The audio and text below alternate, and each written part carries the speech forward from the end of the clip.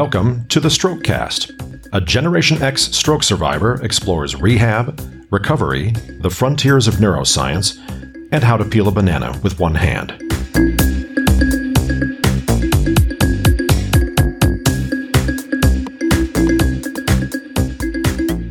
Hello, I'm Bill Monroe, and welcome to episode 44 of the Strokecast. I'm sure you are shocked to discover that I love technology. And it's not just because I've spent a career in the industry. It's because these tools really do have the power to change lives. It's one reason I was thrilled to talk with Lana Malovana, the CEO of European startup Raccoon Recovery, about their device and platform to support stroke recovery through video games. Another amazing thing about technology is that it made the very conversation possible. I logged on as I was starting my day in Seattle, and Lana was wrapping up her evening in Kiev in the Ukraine. Raccoon Recovery originally made controllers for video games and virtual reality. The genesis for the controller we talk about today was that in 2016, one of their engineers injured his hands and couldn't do his regular work. So he moved to a testing role at the organization, testing their gaming controllers, and his physical therapist was blown away by the progress he made by using that controller at work, sort of incidental to his rehab. Raccoon made the pivot to rehab devices following meetings at TechCrunch in 2017. Lana will tell us more about that story. Another point we talk about is one that comes up when we talk about therapy goals, or on my other podcast, 2-Minute Talk Tips, where we talk about benefits. You see, effective therapy isn't about achieving a certain level of motion or degree of rotation with patients. It's about empowering patients to do something with that motion, to get the benefit from it, to drink from a glass of water, or buckle a seatbelt, or draw a sword, or play a game. One of my OTs frequently reminded me that neuroplasticity is great and that making those neuroplastic connections will ultimately require thousands of repetitions. Thousands. We have to do those exercises thousands of times. And video games make those thousands of repetitions possible and, well, bearable. The big thing that's happening among the tech gear I've talked about on this show, like the NeoFect Raphael Smart Glove and the blood pressure monitoring solution from Sentinel Healthcare, is that it's not just about the device itself. It's about the platform. It's about building a platform that enables communicating more effectively with a care team. It's about using the data the device generates and collects to help the medical team make more effective recommendations to the patient and to pool data in such a way that machine learning algorithms can drive even better treatment in the future. As I record this, it's December 2018, and Raccoon Recovery's device is going through testing and validation right now in the Ukraine and Germany. They hope to have it on the market next year. So who is Lana Malovana? Lana Malovana is the co-founder of Raccoon World and an IT and robotics enthusiast with more than 6 years of experience in company scale-up and management. She is also the founder of the Olans Group, the first startup-oriented legal and business consulting company in the Ukraine. While serving as CEO and a practical lawyer at the Olans Group, Lana dealt with medical companies including ArtoMed and Cardiomo, as well as hardware and software startups like Arga Technology, Paybeam, ProBoard, and SmartBoard in the Ukrainian, EU, and US markets. Lana studied the details of emerging business and, as a huge fan of technologies, founded Raccoon World. When the anti-terrorist operation in the Ukraine began, she voluntarily provided legal services to the Return Alive public organization and handicap foundations that were engaged in fundraising, supplying medicines, and the recovery of people after returning home. Combining strong entrepreneurial skills, deep knowledge in emerging business management and knowledge about rehabilitation for people with disabilities, Lana initiated and headed the new pivot for the Raccoon World gaming solution to rehabilitation with Raccoon Recovery. So now, let's meet Lana. Well, Lana, thank you so much for joining us on Strokecast this week. Thank you for asking to join your Strokecast. It's really great. One of the great things about this show is that I've had the opportunity to meet and talk with some really interesting folks and some really interesting organizations, including, now Raccoon Recovery. What exactly does the company do? So Raccoon Recovery is a physical rehabilitation tool for treating patients after accidents and neurological diseases. And we use gaming for motivation and increasing the quantity of repetitive movements. And we use machine learning for learning mistake-proof treatment courses. Right now, we develop the tool for hand rehabilitation, but in the future, we will scale to recover other parts of the body. Well, that's awesome. Why did you set out to build this company? What sort of inspired you to be a part of this and be a part of this movement? Oh, it's a very interesting story. As a team, we used to manufacture controllers for video games and virtual and augmented reality. And 1 year ago, we presented our controllers at TechCrunch Disrupt in San Francisco, by the way. And after the presentation and in different conversations with our users, we found out that they use our controllers after injuries or strokes because they could not use a classical mouse. And the physical therapist of our injured users could not believe why their rehabilitation was so fast. So this made us pivot from video game controllers to hand rehab controllers.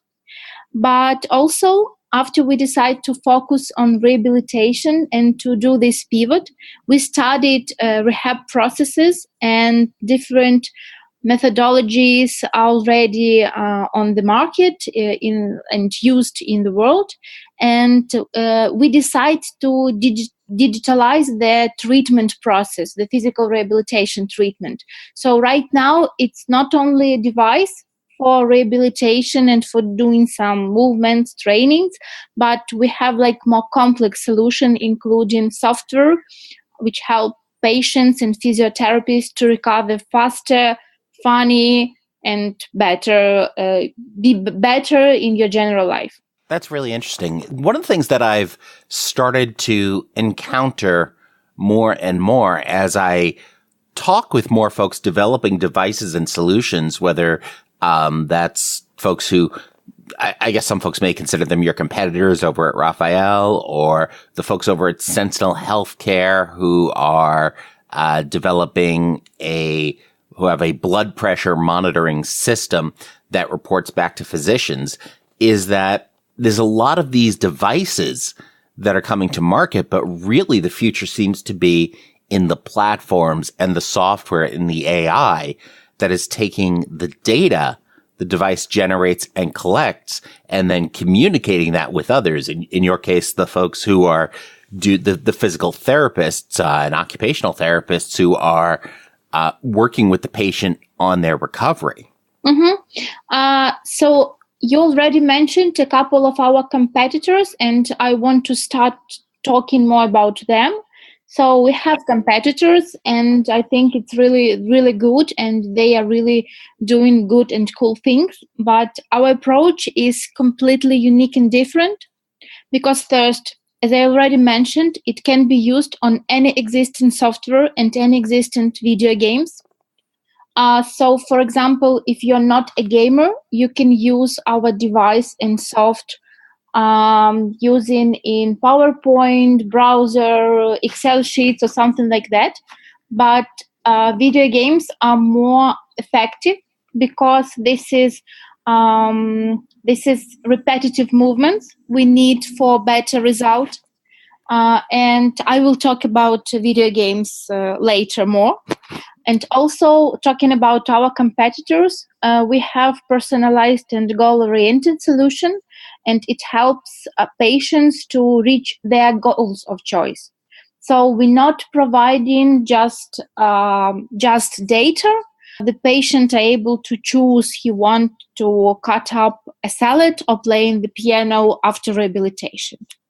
And talking about data, we really use big data. We are generating this big data, but ourselves. And we also using some machine learning algorithms to mistake proof causes. And the treatment plan, also because of big data, because of machine learning, is flexible and it's easy to track the progress in real time, both for physiotherapists and the patient at any location. We need to use big data very specific. Each person is very individual. So it's not only about our physical conditions, it's also about our emotional conditions. It's also about age. It's also about the world where we are living. So if we are talking about treatment after stroke, after accidents, operations, doesn't matter. We need to include all these specific details. So I believe, and we in our company are using big data, not only like collecting as much as possible information about physical conditions and treatment solutions, but we are trying to prepare this trials design and to do these trials to find and to train our machine learning algorithms to find the best solutions for each patient personally. And if we're talking about the general ecosystem, the general healthcare system, insurance companies, and so on, we want to provide and to show the world that if you want, you can find the best solution for yourself. And we can show also in money, in progress, how it can be. What I hear you saying is that with big data, you're really now getting a chance to find the best solutions for a particular patient. And at the same time, you're getting all of this information about different conditions that in the aggregate or all put together really also can help inform best practices and standards of care in the future, because you're getting to the point where you can have some more solid, objective ideas about what exactly is working for patients versus what is not. And a lot of times in traditional therapy, it's about, well, we think this is probably going to work. Data helps you actually answer that question. Absolutely. I agree with you. And like you continue my words.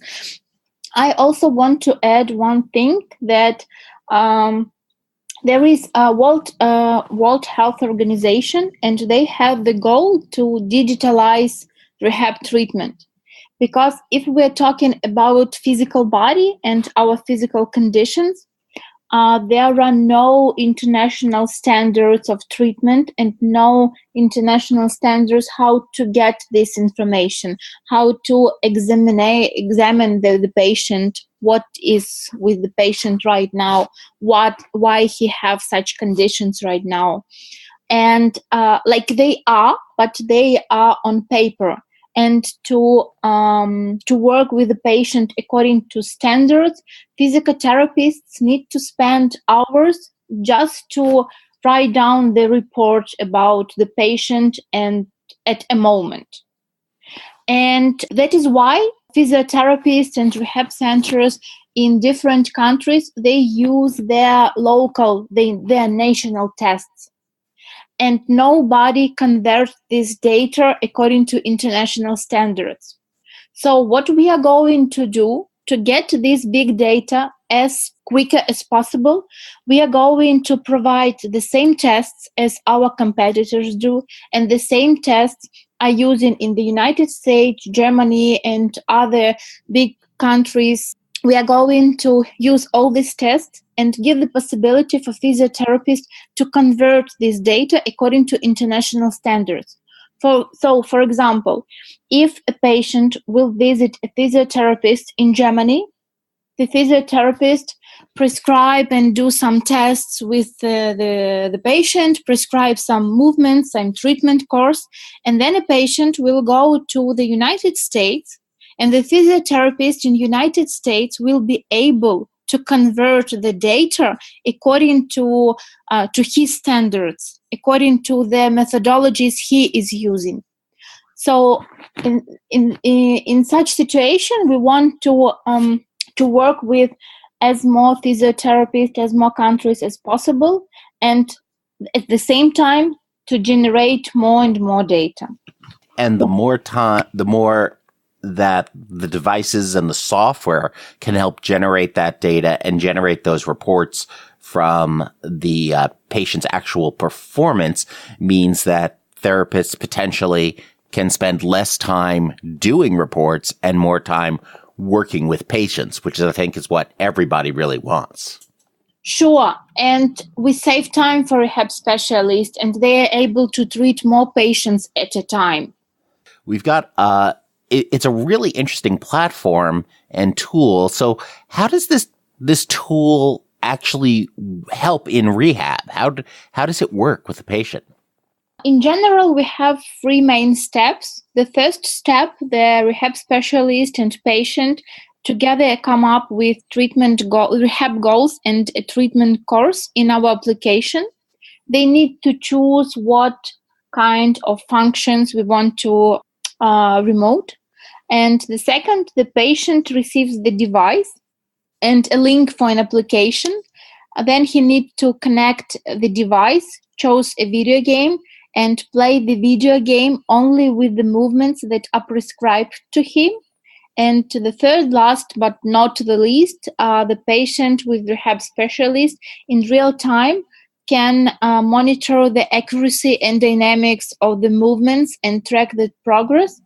And like right now, the physiotherapist can change in real time some tasks for the patient, but in future it will be doing by our program automatically when we train our machine learning algorithms. And we'll have some pictures of the device in the show notes over at strokecast.com/raccoon. So it looks like it's sort of a narrow type of cuff that basically sort of fits over the side of the hand. It seems like it's very small and easy for a patient to put on with one hand. What is it actually measuring from the patient? We have on our controller different buttons for fingers, and also we can register motion movements. So we can measure the rotation, the pressure, how long the patient was able to use his hand in some different, register also some different gests. And this all depends of the treatment course, because like we can register a lot of information about the movements and gests, but we are trying to show for physiotherapist and patient only that movements and that data are necessary in their physiotherapy, their course. We are also measuring not only physical conditions of the movements, but we are also measuring and registering some emotional statement of the patient. It's very important for stroke patients because after stroke, during first year, there is 80% that can be second stroke. So this is very important to register emotional statement of the patient when he is doing some physical exercises, for example, like playing video games. It's also like physical exercise for hands. Right, absolutely, to keep that moving and to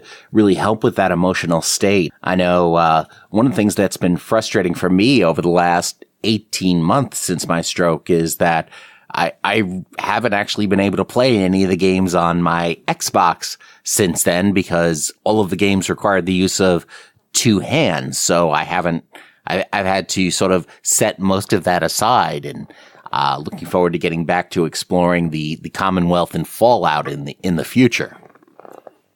But by the way, you mentioned about two hands, and like we using our solution, it's possible to use only one device.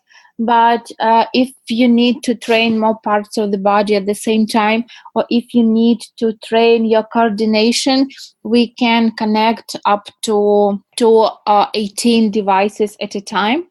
So like different form factor and different design, but the same electronic parts we can add to different parts of the body and train not only a hand at a time. Well, that's really interesting, being able to do those multiple things at a time, so that, obviously there are certainly, with stroke, usually we see a left or a right side deficit. With other conditions, I could certainly see where you would want to train two hands simultaneously. But it seems like if the devices, you have 18 different types of ways of doing it, it certainly seems like then it's possible to go ahead and train for example, left hand while you're also maybe attaching a device to the left leg and coordinating movement and working on both those types of things at the same time. Is that correct? Yeah, it's correct, but the design of device will be not the same like for hand. So Sure. we already in our R&D office have some prototypes for different parts of the body. They can be separate devices, like for hand, for leg, for like your back or something like that. And also we can connect it together and use in some multiple games, something like that. But right now it's like on the R&D stage. And that's what's really interesting. When we talked earlier about the importance of the platform itself over the device itself, you're able to take a lot of the same sensors and package them a little bit differently to fit different parts of the body. I just want to also add that if we're talking, you're absolutely right in what you're talking about, and you absolutely correctly understand what we are doing. I just want to add that if we're talking about the software platform, it's really true that we can use the same algorithms both for hands, for legs. So from one side, we are working on this algorithm and collecting big data and trying to understand what conditions influence on other conditions. And from other side, we are working on this in this product design for different parts. Even if we are talking about hands, we still are testing different models, different design forms, because like for patients just after stroke, they have not they are not so good with their fingers. So the buttons need to be much bigger. If we're talking about patients like in a couple of months after stroke, they still need to repair their motor skills, but they are able to work with more tiny buttons or something like that. So it's very difficult to find the right design for such for different situations. So like we are still in looking the best solutions for different situations. But I think that for hands we already find the best the best variant, and we already are starting some not like trials, but like clinical validation of the device in Ukraine and in Germany. And hopefully next year we will start like real trials with focus groups. That's what this whole process is. It's about finding what is going to work for the patient, given where they are in their recovery, because that's got to be one of the most challenging parts of designing a product like this, is that every stroke is different, and the condition of the patient, 30 days after stroke versus 6 months after stroke versus 18 months after stroke is still going to be very different. And trying to manage all those differences and providing the best care and the best results for the patient is got to be one of the biggest challenges that organizations like yours face. Yeah, And also, it's very important to provide the doctor and rehabilitologist friendly solution, because right now, in not all the countries, but sometimes or often, it depends from country to country, from hospital or rehab center to hospital and rehab center. Neurologists and physiotherapists, sometimes they work separately. They make different decisions, and it's also not non-effective and non-controlled treatment for a patient. So it's also very important to include in development some instruments, some advices the neurologist and physiotherapist can show to each other. Because ultimately, if it's too much work or too complicated for them, the therapists are not going to use the tool. It's got to be easy, it's got to make sense, and it's got to be coordinated in order for them to actually be willing to work with the patient with this tool versus, versus some of the other tools, therapeutic processes that they have available to them. And what I also don't like in current rehabilitation treatment is that if we are talking about physical rehabilitation, often physiotherapists focus on that. Okay, right now your rotation is 20 degree and we want to have 90 degree, but this information doesn't matter nothing for a patient or his relatives. It's not informal. Like after treatment, will I able to drink water or cut a piece of bread for me, something like that. It's not. It's nothing like right now, and it's I think it's really a great problem, and not only we but also our competitors and physiotherapist associations need to work on this and solve this problem, because stroke, it's not only about physical conditions. Stroke, it's also about coordination.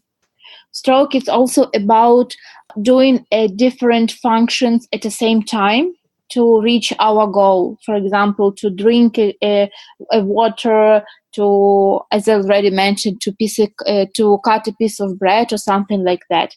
And we need to focus on rehabilitation in the way that after treatment course, a patient will be able to live his usual life. That's what matters. That's the benefit of the treatment. When we talk about degrees of rotation, that's great for communication across medical professionals.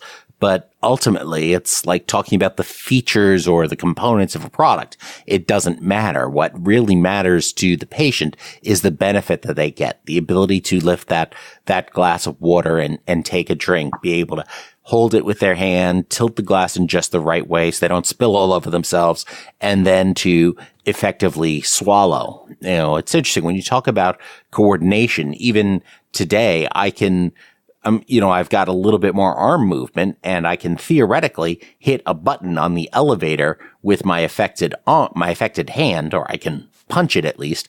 But it's that coordination, that aiming to get that hand exactly where I want to go. And that's not a degrees of movement. That's getting the control over that positioning. One of the things you mentioned earlier, obviously games are huge. Games are the biggest entertainment industry out there today.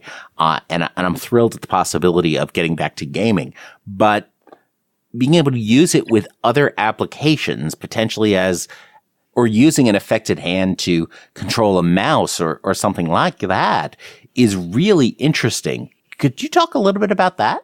Yeah, sure. So we can connect our controller really as a mouse, as a human interface device for any PC. Right now we are working on PC on Microsoft, so it can be used instead of mouse. And we also have the settings in our application, so it's easy to choose left hand, right hand, and to remap different buttons of movements as you want, as it's comfortable for you. This is if we are talking about using a device like classical mouse. But if we are talking about games, we studied a lot of trials and found proof that video games, or so to say, real gamification process is much better than anything else.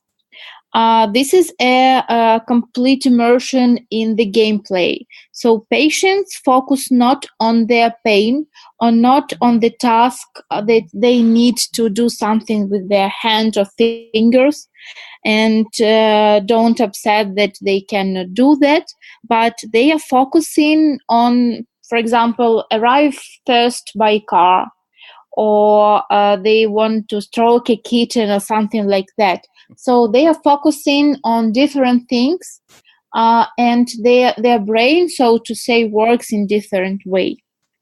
So that's why we decide to focus on video games. And also, by the way, if we're talking about games, it's also about repetitive movements, which patients need to do so many times during their classical rehabilitation. So if we're talking about like some physical exercises, it's boring to do some repetitive movements, but it's okay if we're talking about video game.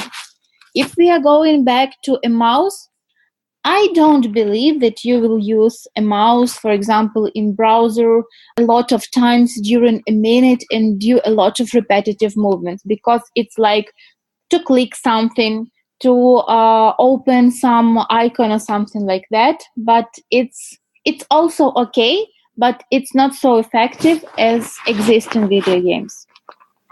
Absolutely. That makes perfect sense. And I got to say, in video games, that's where I've suddenly looked at the clock and realized that 12 hours have passed, and I've been doing the same thing with my fingers without having any idea of what the time has gone, because I've been so immersed in it. And I got to say, I've had some great physical therapists and occupational therapists, but I've never done 12 hours worth of physical therapy exercises without losing track of the time like I have in video games. And that seems like a great way to get in the thousands of repetitions you want and to look forward to doing it.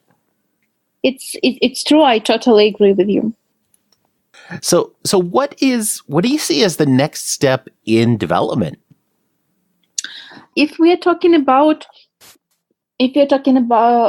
parts of the body, right now we are starting from hand, wrist, shoulder, legs, and then we'll be back and whole body. But next year we will be focusing on hands, maybe till shoulder.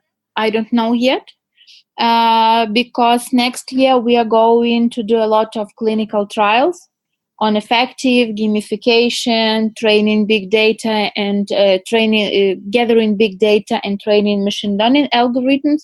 So that is why I don't know yet when we will start legs and back. But I know for sure that next year we are focusing on trials and on hand till shoulder. When do you expect to see the product actually on the market? Hopefully next year. We are working right now on certification like medical solution with class 1 CE mark. We already are working on it and already are doing like validation of the product. And next year we are going to enter German market with direct sales with this simplified product, while we are doing trials and training machine learning for class 2A. It's like different certification classes. It depends on functions we have and we provide for rehab centers. That's really promising. Obviously, all of this stuff takes time, and I don't envy you the bureaucracy that you have to work with, especially working internationally, and everything from Ukraine to Germany to the rest of Europe to the regulatory bodies in the US and Canada and everywhere else. That has got to be, quite the challenge of navigating that, to get the best solution to the market for the patients and the medical teams. And also we are going not just to scale in other parts of the body, but we are also going to scale to other countries. And the United States is in top 5 countries we are going to enter.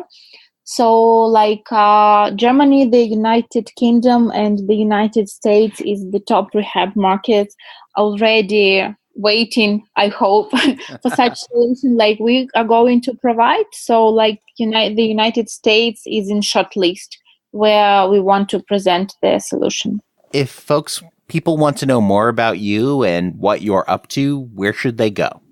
All the information are on our website and our social media channels, for example, like Facebook and Twitter. So rehab specialists, patients, people after stroke, relatives who have some close people who have stroke are able to write directly on our channels, like social media channels, and also me directly, Facebook, LinkedIn, whatever they prefer more.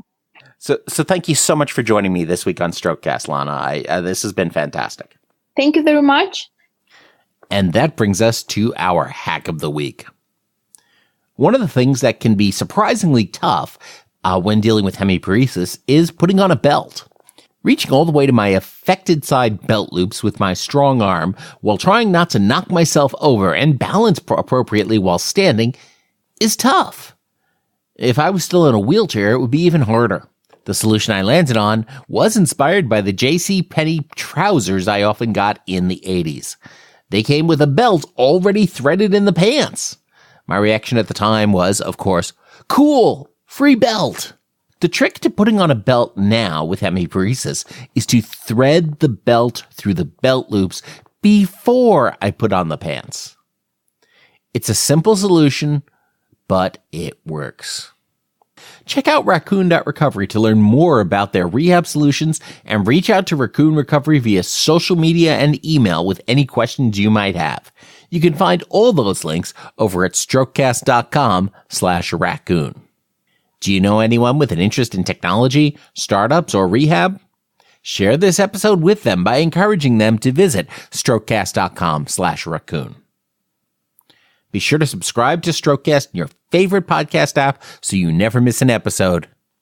And of course, as always, don't get best, get better. Thanks a lot. I'm Bill Monroe, and I'll talk to you next week.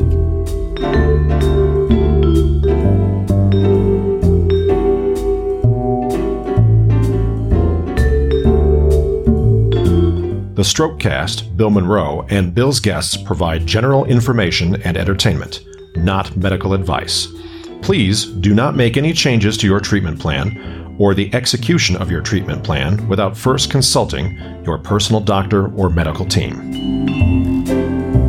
The Strokecast is a proud production of the Currently Speaking Podcast Network.